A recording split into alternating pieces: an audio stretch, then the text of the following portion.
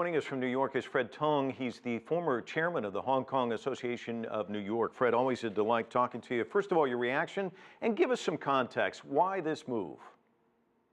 Well, I think this move is really in response to the complaints of some of the people who are what they call gray market traders, who is buying goods and trying to sell unlicensed way back into China. But I think that's really just a small group of the people. This whole thing started because Hong Kong, after the financial crisis, were trying to increase Hong Kong in terms of its economy. And Hong Kong is always a great tourist attraction. So by increasing the tourists coming to Hong Kong, helps Hong Kong's economy. And as it grows, as renminbi becomes stronger, people have stronger buying power, and they're buying a lot of goods from Hong Kong. There were instances, which is real, that necessities such as milk powder will run out and so forth. So there were complaints. And also there were a small segment of the people who are buying goods and selling back into China. And those were the complaints. But then they create contentions about the Hong Kong people were protesting against those people. Some of them are illegal in terms of they're doing very violently and beating up people and so forth. So I think that this policy is really recommended by the Hong Kong government, but implemented by the central government to ease the tension in terms of Hong Kong and mainland. Fred, from a business standpoint, how might this impact local businesses there? Looking at the estimate, this is really applied to the Shenzhen residents who's coming on a daily basis, and they will be able to come once a week. And frankly, I've been looking at a lot of responses. Most of the tourists said, I'm not going to be coming more than once a week.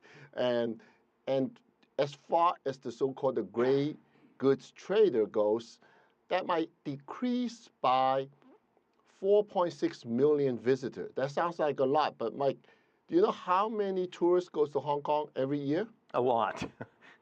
60 million. Yeah, so it's a drop in the bucket, really. And that's more than all the tourists that come to New York City.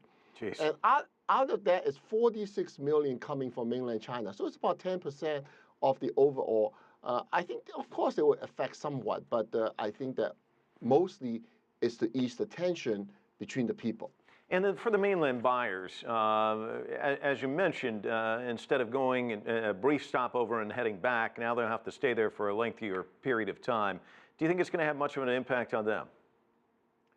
I don't think so. I think most of the tourists not going to come in for a day trip, and they will be staying there.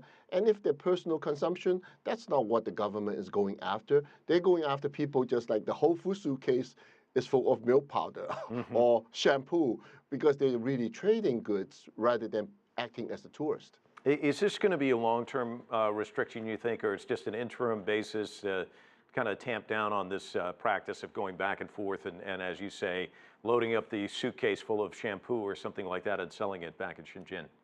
Right. Personally, I hope not. I hope that this is just a short-term policy to ease the tension, and in the long run, who knows? Mike, 30 years ago, the Chinese people didn't even have any money to buy in Hong Kong. Now they're buying too much. I think the situation will change. The goods in China will be produced with better quality or better pricing, and I think the situation will change. And also, I want to make a point is that the so-called gray market traders, they're not all mainlanders. There are a lot of Hong Kong residents are selling the goods over there and so forth.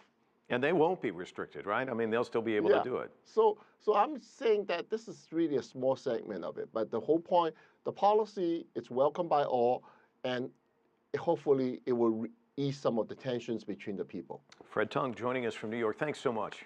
Thank you.